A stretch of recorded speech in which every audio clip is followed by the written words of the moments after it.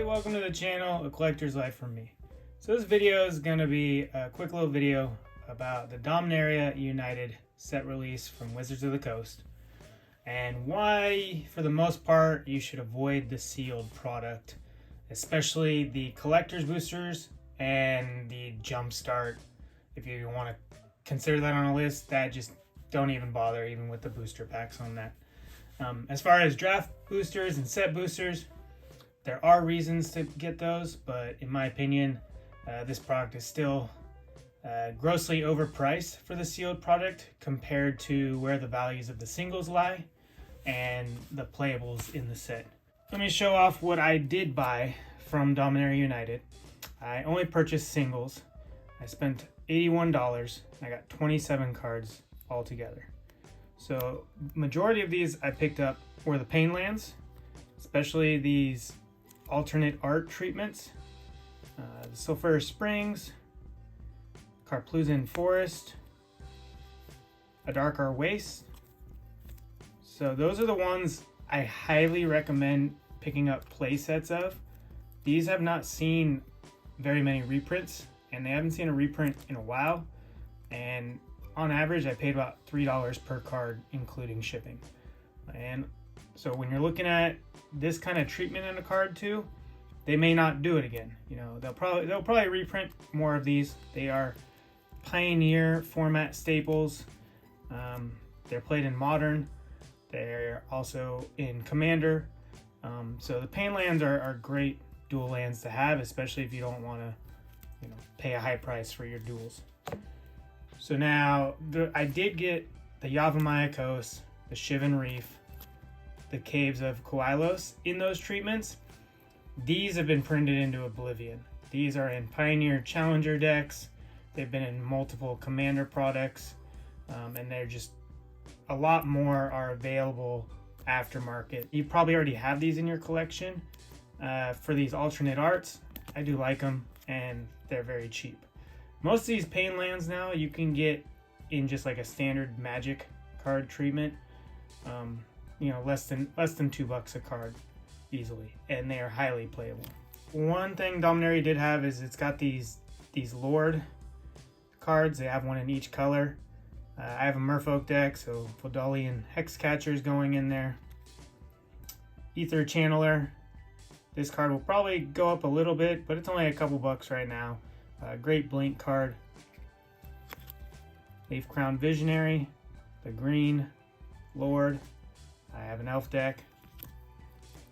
Rith Liberated Primeval. So this is the showcase treatment with the stained glass. I do actually love this kind of foiling. It is a really nice treatment. My only concern with it in the collector's product is it reminds me a lot of Theros Beyond Death. I think they overprinted the treatment. You see a lot of duplication in the boxes, and there's just a lot of them on the market, and it's so saturated that they're not really that valued much beyond the standard treatments, the standard foil, or the extended art foils. So that's the whole point of a collector's box, right? It's supposed to have some sort of treatment in there that's rare, more sought after, and ultimately more valuable. And that's where Dominaria United really missed the mark. This is a good card. I'm working on an Ur-Dragon deck that originally was just going to be a Gruul Ur-Dragon deck, but maybe I'll go Naya and have Rith in there. And you probably can't notice, but this is actually the textured treatment. The seller made a mistake. He thought it was he had it listed as the regular showcase foil, and it's like a $3 or $4 difference. He still honored it. Prop shout out to you for that. But that is also another issue with this set is the textured version versus the foil, rainbow foil version, normal. When you're looking through them, they're easy to miss or just not even tell the difference. It's so subtle. It really is you can feel the difference. You can slightly see the difference, especially on the black border compared to the foil. But I had it both ways. I ordered some textured foils, and I was sent non-textured, and then I had ordered the non-textured and got sent the textured. So that's an issue. That should not happen. So here's Miria, Scholar of Antiquity. I do like this treatment, and the art on this card's nice. I don't know what deck she'll go in. Ivy, this is probably like one of the more popular commander builds out of this. I've seen it being played in competitive formats, and that's a cool card. I was gonna make a Simic token deck. I think Asterix. There was the commander, face commander of from Strixhaven, and now I don't know if I'm gonna stick with Ivy, put her in the 99, or maybe even just do the build around Ivy. So great card there. Astor Bearer of Blades, if I ever get around to making a Boros equipment deck, he's going in there.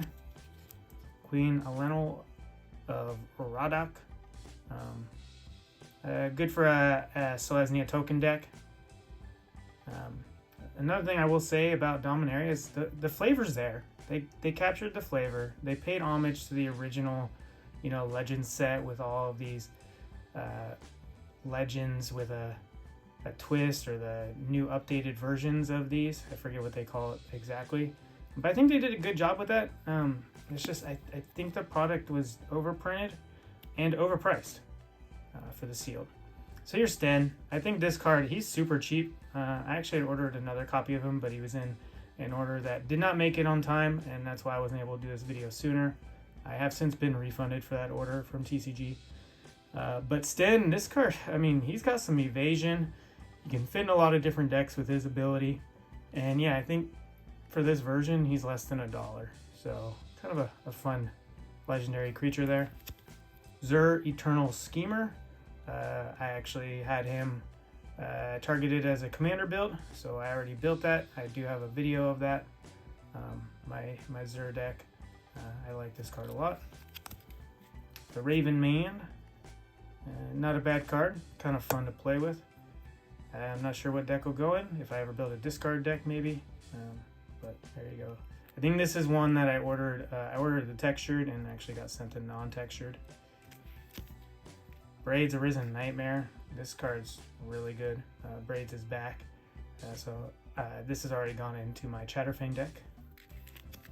Savitri Dragon Master. I know this card is super overprinted. But there weren't many etched foil cards that, stood out to me that I wanted to get. So I did grab this one just because it is a planeswalker that can be used as a commander. And there's not a ton of those in existence. So I figured I would add the foil etch to my collection. And then Ramses Assassin Lore. This is kind of another one where you just don't see too many legendary human assassins. So if you did want to build a commander deck, like an assassin or even like a death touch type deck, he could be your face commander, and that's in the foil edge treatment. So I do like those. I have to say I think the product, I like the product for the most part, but I just think it's grossly overpriced. I even watched a Rudy video where he is just going bonkers over this box he opened.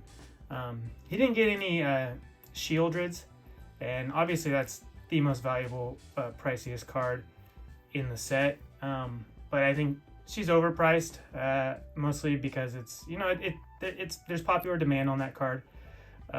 But he pulled 2 Lilianas of the Veil. So let's talk about Liliana for a sec. That card is not as playable as it used to be. Modern, I believe it was played in Jund Sacrifice, and that deck doesn't perform as well as it used to, and I think that's more of a meta shift than anything. And so even the original copies of Lily have declined over time. On top of that, this new version they have, the art is just horrendous.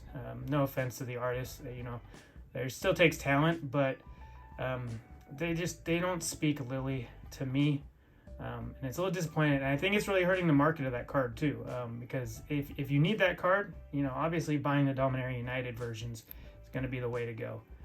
But it's, $30. It's not the Lily of the Veil that we expect it to be. Anyways, Rudy opened this box. You got 2 Lilies, you got some of the ley line, a ton of mythics, and he was just gloating over how high value the singles were. that he was getting or how good the box was. And he even said, hey, you know, what a profitable box. Anyways, I went and, you know, charted down all the prices on the cards, the high value rares and everything he pulled, and it was 185 bucks. And the price of the box retail right now is 205. So even a box that good isn't even profitable. You know, it's still a loss if you're paying that price. And I know there were people who paid more than that at pre-order and everything. And the collectors should be closer to 160, 170. And that would probably make them a little better of a value buy. But like I said before, they're just not very collectible. There's not a ton of collectible cards in this set. The draft and the set boosters, if you want to rip packs, I say go that way, just because those prices seem right. You know, for the draft experience especially, you know, draft is always the way to go. And the set boosters, if you really just want to rip to get cards, you know, that's a decent way to go. And I think those are floating around $100 per. The draft might even be closer to 90 or vice versa. I can't remember which one. But those might even drop a bit too, once Amazon needs to start moving more product and whatnot. So I'm just holding these two because the Ivy is a textured foil and the Zur is not. So you can see some grain. But if it were, you know, if I'm a collector, I'm a true collector, having a little bit of grain on the card isn't really going to be the thing that sets it off for me. You know, if they had really limited these more, that might have made a difference. I still think they're too close or too similar to each other as far as collectability. That being said, I think Wizards should continue going down this route. You know, alternate arts, extended arts. Those are great treatments. But they need to be like Throne of Eldraine back in the day. Even the edge foils. If you're going to do a unique treatment, first of all, make it unique. Don't do 4 or 5 different treatments in one set, which is another issue with Dominaria. And then also make the high demand cards actually rare. You don't have to give out print runs. You don't have to say how many are produced of any particular one. You don't have to serialize them. But that is more the route you want to do if you truly want to make a high demand collector's product. The cards have to be playable, rare, valuable, and have a nice treatment that is set apart from any of the other cards in the set. So anyways, that's my take on Dominaria United. And beyond that, enjoy the rest of your day.